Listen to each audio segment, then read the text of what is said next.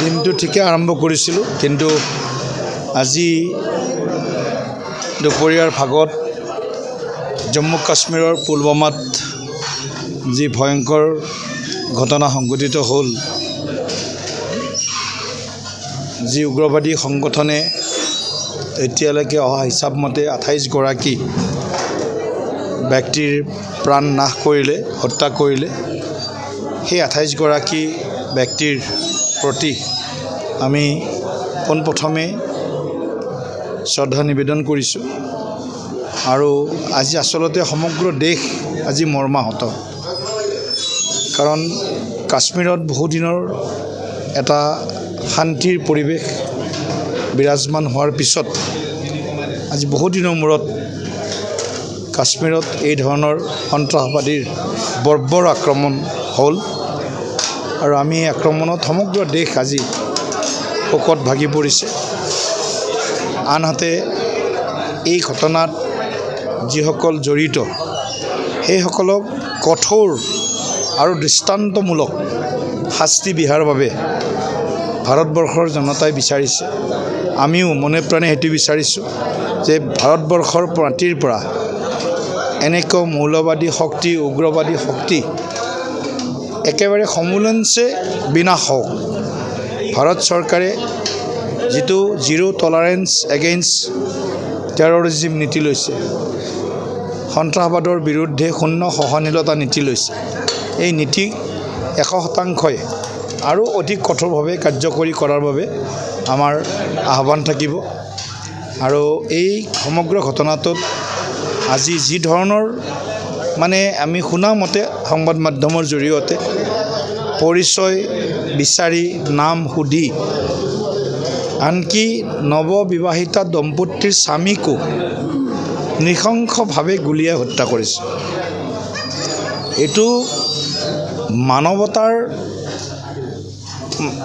এটা কি ক'ম আৰু, মানৱতাৰ আজি ক'ৰবাত মৃত্যু ঘটিছিল। আৰু এই যি শক্তি, ভাৰত বিৰোধী শক্তি, ৰাষ্ট্ৰ বিৰোধী শক্তি, এই শক্তিৰ বিৰুদ্ধে সমগ্ৰ দেশত এক ব্যাপক জনজাগৰণো আমি আশা কৰোঁ।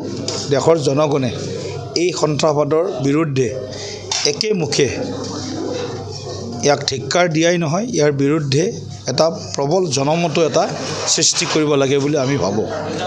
আজি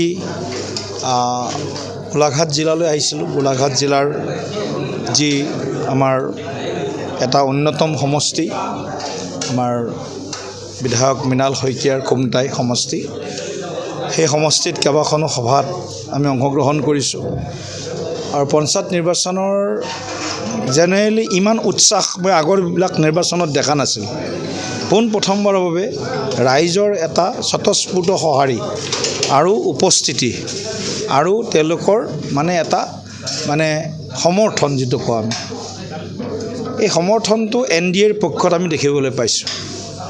অগপ, বিজেপি, গণশক্তি, ৰাভা হাছং যৌথ মঞ্চ, এই 4টা মিত্ৰ দলৰ প্ৰতি অসমৰ ৰাইজ, মই যোৱাকালি 2 দিন ধৰি বৰাক উপত্যকাত আছিলোঁ।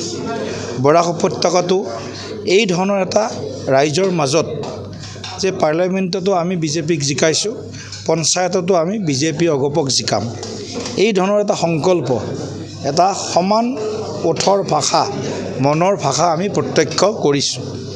যোৱাকালি মই নিজৰ সমষ্টি মিটিং কৰিছোঁ নলবাৰীতো মোৰ জিলা পৰিষদত 8,000ৰ ওপৰৰ মানুহ আহিছে। আৰু এইসকলক কোনোবাই কিবা খৰচ কৰিব লগা হৈছে এনেকুৱা নহয়, নিজে আহিছে। কোনোবাই বেটাৰী ৰিক্সাত আহিছে, কোনোবাই সৰু এখন নিজৰ গাড়ীতে আহিছে, কোনোবাই বাইকত আহিছে। এই যিটো পঞ্চায়ত নিৰ্বাচনত যিটো উৎসাহ দেখিলোঁ, এইটোৱে প্ৰমাণ কৰে যে তৃণমূল পৰ্যায়ত গ্ৰাম্যবাসীয়ে গণতন্ত্ৰক আৰু অধিক শক্তিশালী কৰিব বিচাৰিছে। ক্ষমতাৰ বিকেন্দ্ৰীকৰণৰ জৰিয়তে যিটো শাসন ব্যৱস্থা, গাঁওবাসীয়ে উপযুক্ত প্ৰাৰ্থীৰ জৰিয়তে আৰু কেন্দ্ৰ ৰাজ্যত যিহেতু বিজেপি NDAৰ চৰকাৰ আছে, তেনেকুৱা এখন তেওঁলোকৰ নিজৰ চৰকাৰক নিজৰ পঞ্চায়তত বিচাৰিছে। সেইকাৰণে মই ৰাইজক ধন্যবাদ দিছোঁ ইমান ব্যাপক সঁহাৰি আৰু এই সঁহাৰি নিশ্চয় 2 মে' তাৰিখে গোলাঘাট জিলাত তেওঁলোকে সেই সঁহাৰিৰ যিটো মানে প্ৰত্যক্ষ যিটো তেওঁলোকৰ ৰূপ বা সিদ্ধান্ত সেই সিদ্ধান্ত বেলটৰ জৰিয়তে প্ৰকাশ কৰিব আৰু 11 মে'ত আমি এক অভূতপূৰ্ব কোনো কালে নোহোৱা তেনেকুৱা ফলাফল আমি NDA আমি আশা কৰিম